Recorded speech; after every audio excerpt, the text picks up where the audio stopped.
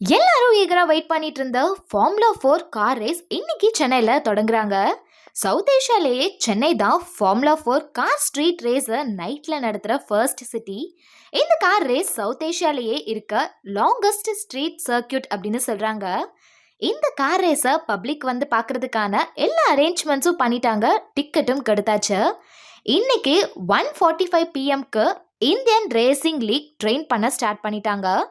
Formula 4 car ரேஸோட first qualifying round 7:40 பிஎம்ல இருந்து 7:50 பிஎம் வரைக்கும் 10 மினிட்ஸ் நடக்கும். செகண்ட் குவாலிஃபையிங் ரவுண்ட் 7:55 பிஎம்ல இருந்து 8:05 பிஎம் வரைக்கும் நடக்கும்.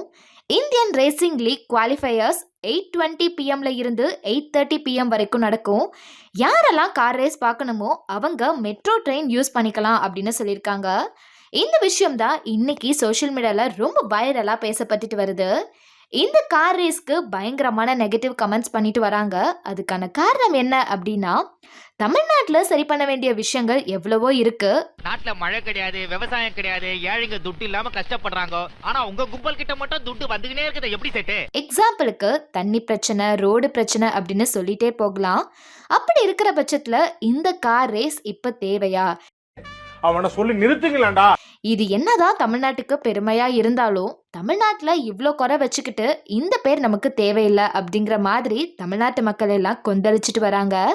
இதுக்கு நடுவில் இந்த கார் ரேஸ் சிட்டிக்குள்ளே நடக்கிறதால எந்த பாதிப்பும் யாருக்கும் வந்துருமோ அப்படிங்கிற டவுட்லேயும் இருக்காங்க. 2 டைப் ஆஃப் கார்ஸ் இந்த கார் ரேஸில் யூஸ் பண்ண போகிறாங்க. அதை மெரினா பீச்சுக்கு ஆப்போசிட்டில் இருக்க நம்ம சென்னை அப்படிங்கிற இடத்துல டிஸ்பிளே வச்சுருக்காங்க. இன்னைக்கு நைட் 9 மணி வரைக்கும் இந்த ப்ரோக்ராம் நடக்கும் அப்படிங்கிற மாதிரி அஃபிஷியலாக அனௌன்ஸ் பண்ணியிருக்காங்க. வெயிட் பண்ணி பார்க்கலாம் இந்த கார் ரேஸ் எப்படி இருக்க போகுது, இது தமிழ்நாட்டுக்கே ஒரு பெருமையாக இருக்குமா அப்படின்னு. இதை பற்றி உங்களோட கருத்து என்ன அப்படிங்கிறத மறக்காமல் கமெண்ட் செக்ஷனில் கமெண்ட் பண்ணிட்டு போங்க. அடுத்த ஒரு சூப்பரான அப்டேட்டோட நான் உங்களை வந்து பார்க்குறேன். தேங்க்யூ.